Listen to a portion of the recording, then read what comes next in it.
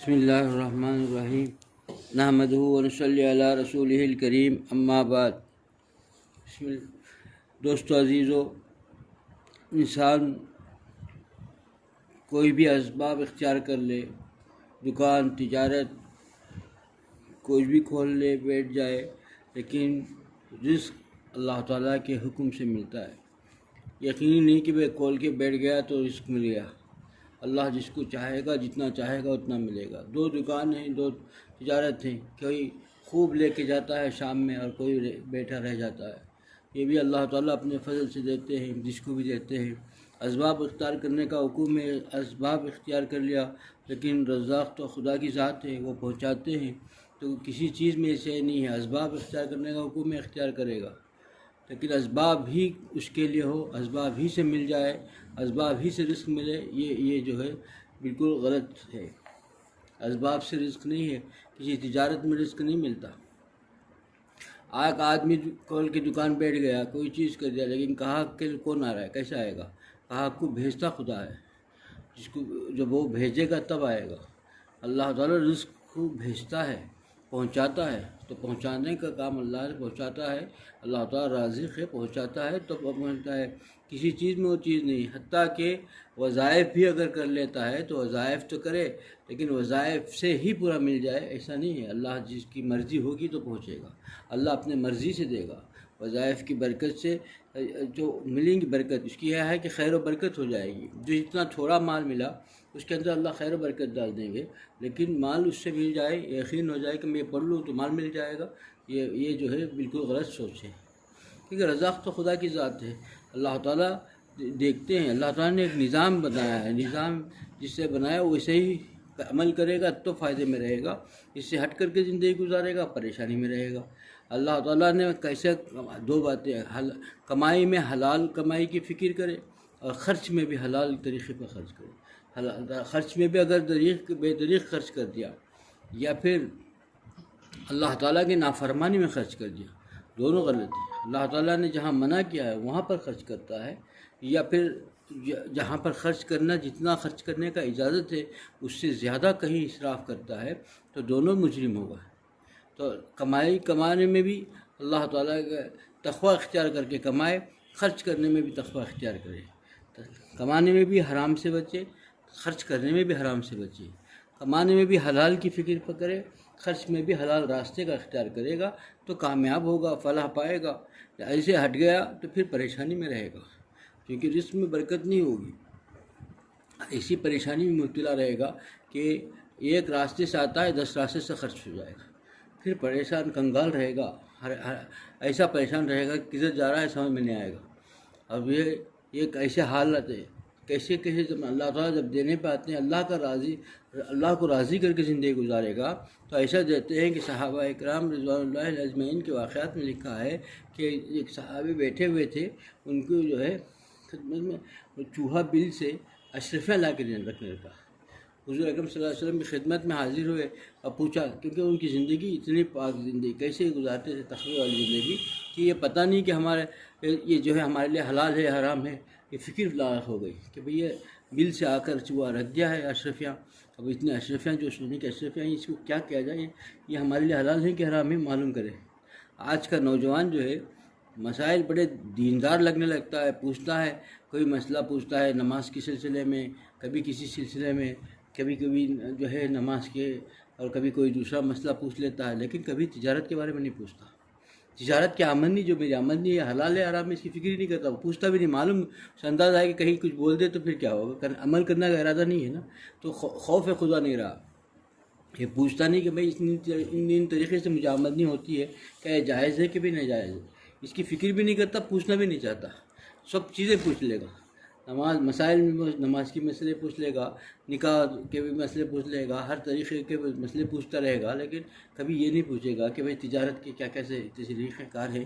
یہ آج کا وہاں جو حال تھا کہ کمائی، حلال کی کمائی اور حلال طریقے پر خرچ، اسی کی فکر ہوتی تھی، تو صحابہ اکرام رضوان اللہ علیہ اجمعین و صحابی حضور اکرم صلی اللہ علیہ وسلم کی خدمت میں حاضر ہوئے اور پوچھا کہ یا رسول اللہ صلی اللہ علیہ وسلم، مجھے اس طریقے سے جو ہے بل سے مجھے یہ اشرفیاں ملی ہیں کہ میرے لیے کیا حکم ہے، کیا میرے لیے جائز ہے کہ ناجائز ہے، حرام ہے؟ تو حضور اکرم صلی اللہ علیہ وسلم نے فرمایا یہ اللہ کی طرف سے تم کو دی گئی ہیں، یہ تمہارے لیے حلال ہیں۔ اللہ تعالیٰ رزق جب دیتا تھا تو بلوں سے دیتا تھا، آج ہمارا خرچ بلوں پر ہو رہا ہے، ہاسپٹل کی بل، ٹیلی فون کی بل، یا پھر جو ہے کرنٹ کی بل، فلانی بل، یہ بل وہ بل، پورے بلوں پر ہمارا خرچ ہو جا رہا ہے۔ ان کو دیتا تھا تو بلوں سے اللہ نظر آتا تھا۔ یہ تو طریقہ دیکھیے تقوی والی زندگی اختیار کرے گا، اللہ تعالیٰ کا وعدہ ہے کہ آدمی جو میرے طریقے پر چلے گا میں اس کو ایسی جگہ سے رزق دوں گا جس سے وہم و گمان نہیں ہوگا، اس کو سوچے گا نہیں، اتنا اطمینان ہوگا۔ اللہ سے مانگنے کا حکم ہے، مانگتے رہے، تقوی والی زندگی اختیار کرے، اسباب کو اختیار کرے، جو اللہ دے تو ایسا نہیں کہ کرے گا تو خوب دے گا، لیکن ایسا ہے کہ یہ یقینی بات ہے کہ جب اللہ سے مانگتے رہیں گے، تقوی والی زندگی اختیار کریں گے، تھوڑا بھی ملے گا اس میں چین کی زندگی مل جائے گی، اتنی خیر و برکت رہے گی، اتنا اطمینان رہے گا، کسی چیز کا خوف نہیں رہے گا، بڑا سکون والی زندگی رہے گی، بڑے اطمینان والی زندگی رہے گی، عافیت کی زندگی رہے گی۔ یہی اصل چیز ہے، یہی ضروری ہے۔ ورنہ تو آج دیکھیں جن کے ہاں بڑے جو کاروبار ہیں، کارخانے ہیں، اور وہ جو ہے گولیوں پر زندگی گزارا کرتے ہیں، بغیر گولی کی نیند نہیں آتی، بغیر گولیوں کی نیند نہیں آتی، ہر کھانے سے پہلے گولی، کھانے کے بعد گولی، سونے سے پہلے گولی، ایک دن گولیوں کے بغیر رہ نہیں سکتا، مکمل دوائیوں پر، ادویات پر ان کی زندگی گزرتی ہے، اور کھانے میں پرہیز ہے۔ یہ سب کیوں ہے؟ یہ ایک عذاب ہے، مال کے ذریعے سے ان کو ایک عذاب ایسا مل گیا کہ اس استعمال بھی نہیں کر سکتا، سب کچھ پڑا ہوا ہے، سب لوگ اس کے نوکر چاکر جتنا کھاتے ہیں وہ خود نہیں کھا سکتا، کروڑ پتی ہے، کھرب پتی ہے، اس کے نوکر چاکر جو مزے سے کھاتے ہیں وہ کھانے اس کو میسر نہیں، کیونکہ یہ بھی ایک عذاب ہے۔ دوستو عزیزو، ہم میں سے ہر آدمی فکر کرے کیا، کیونکہ اللہ کے پاس یہی پوچھیں گے۔ عثمان غنی رضی اللہ عنہ کو اللہ نے نوازا اور نام غنی کے نام سے مشہور ہو گئے، سبھی کی جگہ معلوم تھا کہ بہت بڑے سخی ہیں، بہت بڑے غنی ہیں۔ تو ایک شخص ان کی خدمت میں حاضر ہوا، بہت پریشانی نے آگ جھگڑا، بہت پریشانی ہوئی، گھریلو حالات بہت خراب ہو گئے، سوچا کہ میں عثمان غنی رضی اللہ عنہ کی خدمت میں حاضر ہو کر کے کچھ مال لوں کہ وہ غنی ہیں، مجھے دے دیں گے، میرا کچھ بھلا ہو جائے گا، میرے گھر میں بچے بھوکے ہیں۔ یہ سوچ کر کے گھر میں پہنچ گیا۔ اس وقت اندر سے آواز آ رہی تھی، عثمان غنی رضی اللہ عنہ کسی کو ڈانٹ رہے تھے، اور چھوٹی سی غلطی تھی، اس نے کہا کہ اتنا اسراف کیوں کر رہے ہو، یہ کیوں ڈال رکھا ہے، اسراف کر رہے ہیں۔ اس کا دل ایک دم بہت ہی جو ہے ٹوٹ گیا، ہائے میں کہاں آ گیا کہ میں وہاں تو چھوٹی چیز پر خرچ ہونے پر اتنا ناراض ہو رہے ہیں، تو مجھے کیا دیں گے؟ میں تو ایک بڑی امید سے آیا کہ بھائی میرا کچھ بھلا ہو جائے گا، اور وہ غنی ہیں، سنا ہے نام بہت غنی ہے، یہ کچھ میرا بھلا ہو جائے گا، میرے بچوں کا بھی کچھ کام ہو جائے گا، بھوکے پیاسے ہیں۔ یہاں تو معاملہ الٹا ہے کہ بھائی چھوٹا سا خرچ گھر میں ذرا سا کر دیا تو وہ جو ہے اتنا ناراض ہو رہے ہیں۔ تو پر چونکہ اس نے آواز دے دی تھی، دستک دے دی تھی، حضرت تشریف لائے، عثمان غنی رضی اللہ عنہ تشریف لائے، پوچھا احوال پوچھا، پھر اندر سے آئے، اور ہے نا 500 جو ہے اس وقت کے دینار جو تھے سونے کے چاندی کے، وہ اس کو دے دیا خدمت میں، ان کے حوالے کر دیا۔ اس کا رہا نہیں گیا، 500 اب 500 دینار تو اتنی بڑی رقم، 500 اشرفی، 500 دینار اشرفی تھے، 500 اشرفی دے دی تو حیران، اب پریشان ہو گیا، دیکھا بھی نہیں گیا، یہ چیز کو دیکھ رہا ہے 500 کو، اور اندر کی کیفیت دیکھ رہا ہے، تھوڑی دیر پہلے انہوں نے جو سوچ کر دل ٹوٹ گیا تھا وہ دیکھ رہا ہے۔ پھر رہا نہیں گیا، پوچھا حضرت میں بڑی امید سے آیا تھا، لیکن یہ آواز سن کر کے میں اتنا پریشان ہو گیا کہ ہاں مجھے کیا مل پائے گا، لیکن اتنی بڑی رقم یہاں دے دی آپ نے۔ وہ تو وہاں اندر اتنا ناراض ہو رہے تھے، چھوٹے سے خرچ پر اتنا ناراض ہو رہے تھے۔ تو عثمان غنی رضی اللہ عنہ نے جو فرمایا، یہ کیسے یہ سونے کے حرفوں میں لکھنے کے قابل ہے، کہ فرمایا کہ وہ جو اندر خرچ ہو رہا تھا اس کا حساب میں خدا کو دینا ہوگا، وہ جو اندر جو اسراف ہو رہا تھا اس کا جواب میں اللہ کے پاس دینا ہوگا، مجھے دینا پڑے گا، اور یہ جو دیا ہے اس کا بدلہ تو اللہ مجھے دے گا۔ جی ہاں، یہ تھا حال کہ بھئی یہ جو میں نے تم کو دیا ہے اس کا بدلہ تو خدا مجھے دے گا، یہاں جو خرچ ہوا، اسراف ہوا، اس کا تو اللہ کے پاس جو ہے مجھے پوچھو گی، اس لیے میں ڈانٹ رہا تھا۔